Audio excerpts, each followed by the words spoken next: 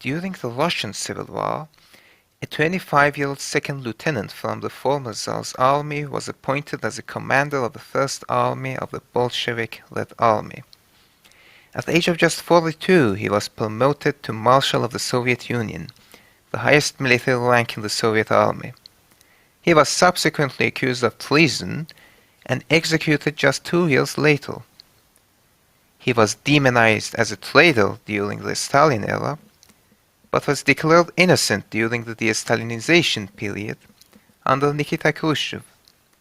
In this period, he was portrayed as a loyal and devoted communist commander who fell victim to Stalin's tyranny. But as we shall see, historical evidence supports neither of the two viewpoints. This man was Mikhail Nikolaevich Tukachevsky, and in this video we shall look into his life, career, and the reasons for his initial success and eventual demise. Mikhail Nikolaevich Tukachevsky was born on February 16, 1893 in the village of Slednovo, Smolensk Oblast, in western Russia. His paternal ancestry can be traced back to an immigrant from the Holy Roman Empire who served the Grand Prince of Kiev. The seventh generation of the family assumed the name Tukachevsky in the 15th century. The Tukachevsky family had a long military tradition. Mikhail's great-grandfather fought Napoleon during the Napoleonic Wars, and eventually died at the gates of Warsaw during the Russo-Polish War of 1830 to 1831. Mikhail Tukachevsky's family were landed nobles who ended up becoming impoverished, mainly due to his father's beliefs and decisions. Mikhail's father was an atheist who was critical of the Tsar and believed the peasants should receive better treatment. He married a simple peasant woman who lived on the estate and had 9 children with her. Despite the financial hardships, the parents ensured that their children would receive a good education. Consequently, Mikhail was able to become fluent in French.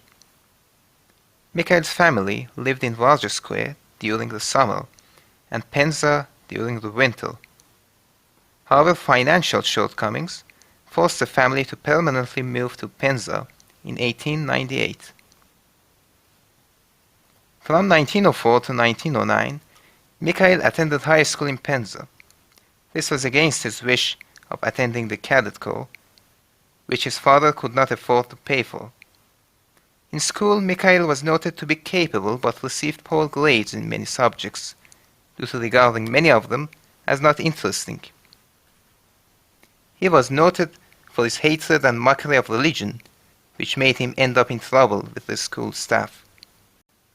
In 1909, the family had to move to Moscow, and Mikhail finished his final year of high school in 1911, aged 18. He attended the Alexandrovsky Military Academy from 1912 to 1914. On July 28, 1914, the Great War started. Mikhail Tukachevsky served in the Imperial Russian Army for 6 months before being captured by the Germans and being sent to a POW camp. He made numerous attempts at escaping and eventually ended up in Ingolstadt, a camp which also held de Gaulle as a prisoner, who would later become a French general. Since Tukachevsky was fluent in the French language, he could speak to many of the French POWs. This included a French journalist, who wrote about Tukachevsky under the pseudonym of Pierre Ferroic. When asked about his opinion on socialism, he responded, "Socialist, certainly not. What a needful classification you have. Besides, the great socialists are Jews, and the socialist doctrine is a branch of universal Christianity. I laugh at money, and whether the land is divided up or not is all one to me. The barbarians, my ancestors, lived in common, but they had chiefs. No, I detest socialists, Jews and Christians." He had also said that, quote, "The Jews brought us Christianity. That is enough to make us hate them, and then they are a low race." About Lenin he had said that he would only support him if he tried to de-Europeanize Russia and tried to use Marxism as a tool to conquer all of Europe for Russia. Tukachevsky here sounds more like a national Bolshevik than a Marxist. The veracity of these statements was later confirmed by Tukachevsky. And based on these statements, it is safe to conclude that in 1917, Tukachevsky was not a Marxist and certainly not a socialist. However, he later claimed that at that time he was politically immature and his views had changed. In 1917, Tukachevsky was able to escape from Ingolstadt. He entered Switzerland, and from there he was able to get himself to Russia by passing through numerous countries. Tukachevsky arrived in Petrograd in 1917 after the February Revolution.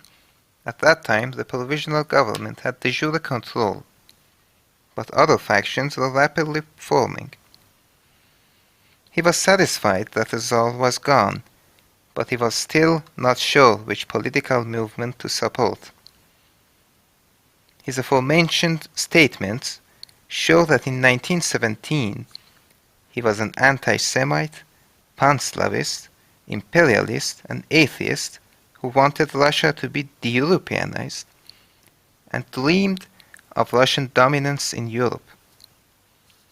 The provisional government of Russia, led by Alexander Kerensky, became highly unpopular due to the decision to continue the war with Germany. More and more people started gravitating around the Bolshevik Party, which promised to end the war by any means necessary. In October 1917, the Bolsheviks disposed the provisional government in Petrograd with little resistance.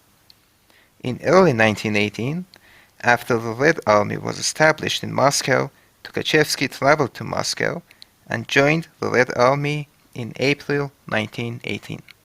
It is hard to believe that Tukachevsky became a Marxist just a few months after claiming that socialism was a Jewish conspiracy. It is safe to conclude from the available evidence that the image of Tukachevsky as a perfect communist commando, which was propagated in the Khrushchev era, was not true. He only joined the Bolsheviks when they had become a formidable political force. The Bolsheviks, in his opinion, had the best chance of rebuilding Russia and restoring order. He viewed them as a tool which could guarantee Russian dominance. He merely conformed to their ideology in later years. On March 3, 1918, the Bolshevik government signed the Treaty of Brest-Litovsk with the Central Powers, ensuring peace in the West at the cost of losing large swaths of territory. Opposition to the Bolsheviks eventually resulted in the formation of anti-Bolshevik military forces, which came to be known as the White Army. The Russian Civil War had started. Since the Red Army had a lack of commandos at the time of its establishment, many low-ranking officers of the former Tsar's army were able to get quick promotions. In this period, Tukachevsky was appointed as the commander of the First Army on June 28, 1918. Tukachevsky proved himself to be a capable commander, fighting in almost all major battles of the Russian Civil War. He remained the commander of the First Army until January 4, 1919, after which he served as the commanders of the 5th, 7th, and 8th Armies. In early 1918, the Bolshevik armed forces were a disorganized force that resembled a militia rather than an actual army.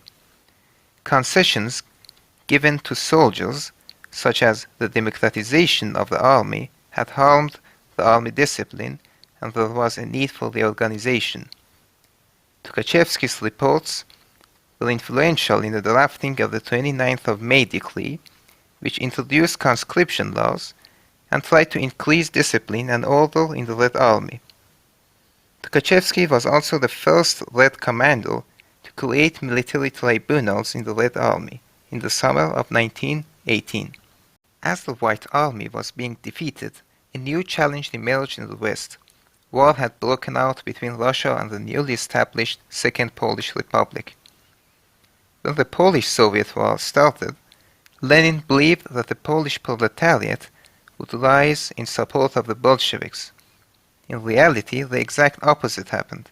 The Poles regarded the Bolsheviks as foreign invaders and rallied behind the Second Polish Republic. Tukachevsky was assigned as a commander of a Soviet assault on Poland. The initial assault went smoothly. Most of Polish territory was occupied, and in August 1920, Poland was on the verge of defeat. Confident of eventual triumph, Tukachevsky attacked Warsaw, but was decisively defeated by Marshal Joseph Pilsudski. He blamed this defeat on Stalin, and Stalin blamed Tukachevsky. The Polish-Soviet War ended with a Soviet defeat. The Poles were able to liberate all Polish territory from the Russians, and they were also able to annex parts of Ukraine and Belarusia. In the 1920s, Tukachevsky continued his efforts at modernizing and reforming the Red Army. In 1935, he became one of the 5 marshals of the Soviet Union, aged just 42. Only 2 years later, he was convicted of espionage and treason and was shot. Almost all of his family was convicted. His wife and 2 of his brothers were shot. His mother died in exile. His sisters were sent to the Gulag. This happened during the Great Purge, a series of political and military purges that were aimed at removing suspicious people from the party and the army. Thousands of Soviet officers were shot, most of whom were innocent. Tukachevsky was purged not because he was actually involved in the conspiracy, but because he was viewed as a threat to Stalin's rule. Tukachevsky was a talented and ambitious military commander who did not respect Stalin.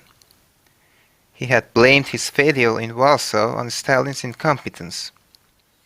Additionally, he was hated by Voroshilov, who was Stalin's most trusted commander. The charges against Tukachevsky were fabricated, and his trial was a sham. After his purge in 1937, Tukachevsky was removed from history for 20 years, until he was rehabilitated under the rule of Nikita Khrushchev. This video's research was based on a thesis submitted to the University of Glasgow by Dr. Neil Harvey Kroll. Thank you for watching this video.